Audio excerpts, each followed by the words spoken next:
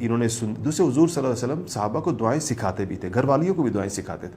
صحابہ کہتے ہیں نبی کریم صلی اللہ علیہ وسلم نے ہمیں دعائیں ایسے سکھائیں جیسے قرآن کی آیتیں سکھائی جاتی. قرآن کی آیت یاد کرائی جاتی تھی پرانے زمانے میں، وہ تو نہیں ہوتے تھے نا لکھے ہوئے مصحف تو سامنے نہیں ہوتے تھے سب کے، تو زبانی یاد کرانے کا نظام تھا. یعنی ایک آیت پڑھی پھر اسے سنی، پھر پڑھی، پھر سنی، پھر پڑھی، اس کو سینہ بسینہ یاد کرنا کہتے ہیں. میرے والد صاحب رحمۃ اللہ علیہ نے پورا قرآن اس طرح یاد کیا تھا. قرآن شریف سامنے نہیں تھا. ایک نابینا حافظ تھے، ان کے استاد تھے، میرے دادا کے شاگرد تھے، اور یہ دو ہی استاد شاگرد چارپائی پر بیٹھے ہوتے تھے. تو ایک آیت وہ پڑھتے تھے استاد، پھر والد صاحب پڑھتے تھے. ہمارے گاؤں زیارت کاکا صاحب میں، تو نوشہرہ کے پاس ہمارا قصبہ ہے، وہاں رہتے تھے اس زمانے میں ہم لوگ. ہمارے بڑے، میں تو ظاہر بات ہے میری پیدائش سے بہت پہلے کی باتیں.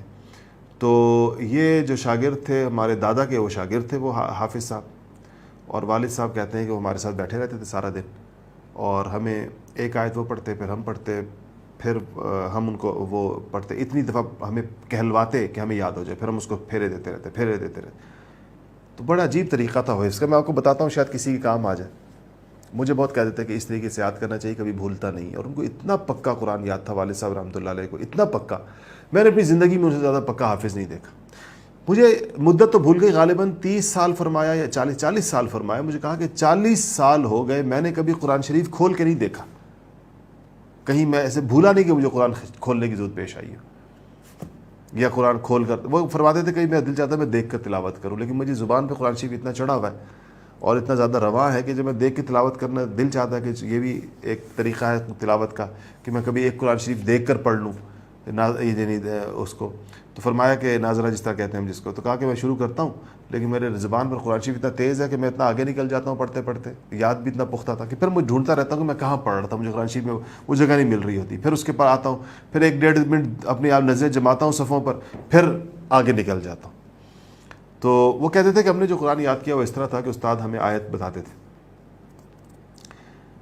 مثلا الف لام میم ذالک الکتاب لا ریب فیہ، آیت بتائی، ہم نے کہا الف لام میم ذالک الکتاب لا ریب فیہ. تو استاد نے کئی دفعہ کہلوائی، اتنی کہلوائی کہ ہماری زبان پر آیت جاری ہو گئی.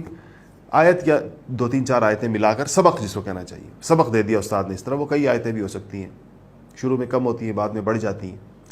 تو فرماتے تھے اس کے بعد وہ ہمیں کہتے تھے کہ اب تم ان آیتوں کو جب یاد تمہیں ہو گئی، کہلانے زبانی بات چل رہی ہے، تو اس کا مطلب ہے کہ جب یاد ہو گئی، استاد نے یاد کرا دی اپنے سامنے بٹھا کر، کہلوا دی، اب ہم 4-5 آیتیں خود سے پڑھ سکتے ہیں بغیر دیکھے ہوئے. دیکھنے کا تو ویسے سوال نہیں، مصحف ہے ہی نہیں درمیان میں، استاد ویسے ہی نابینا ہے.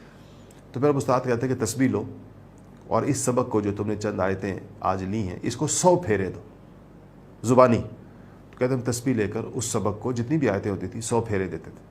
100 پھیرے پورے ہو تو استاد کو آ کر سنا دیا. وہ تو سنا تو 100 پھیرے سے پہلے بھی رہے تھے، لیکن اب تو 100 پھیرے اس کو دلوائے تاکہ وہ نقش ہو جائے دل کے اوپر. پھر کہتے ہیں اگلا سبق بھی اسی طرح 100 پھیرے. پھر ان دونوں سبقوں کو چونکہ الگ الگ 100 پھیرے دیے ہیں تو ان دونوں کو کنیکٹ بھی کرنا ہوتا ہے آپس میں. تو کہا دونوں کو ملا کر ہم 50 پھیرے دیتے تھے.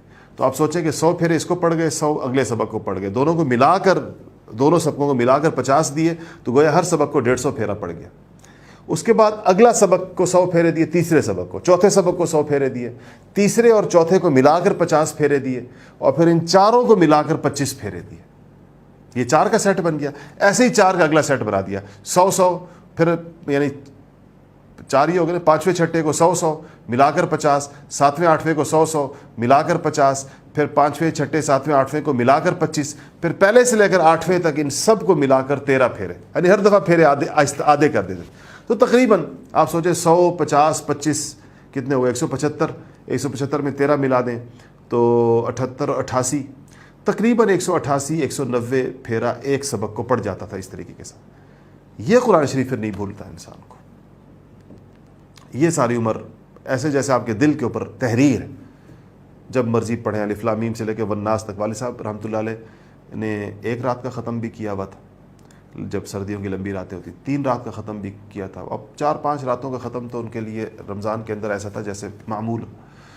اللہ پاک نے بہت پڑھنے کی توفیق دی تھی. سارا دن ہم دیکھتے تھے کہ حالانکہ بہت اونچے درجے کی کتابیں پڑھاتے تھے اور مختلف مضامین میں PhD کراتے تھے. ان کے پاس تفسیر میں، فقہ میں، حدیث میں، عقیدے میں، اتنے بڑے بڑے مضامین میں لوگ، انٹرنیشنل اسلامک یونیورسٹی اسلام آباد میں ان کے پاس PhD کرتے تھے اسٹوڈنٹس. اور لیکن اس کے ساتھ تلاوت. اپنی گاڑی خود ڈرائیو کر کے جاتے تھے یونیورسٹی، اور 30-35 منٹ ان کو لگتے تھے یونیورسٹی جانے میں.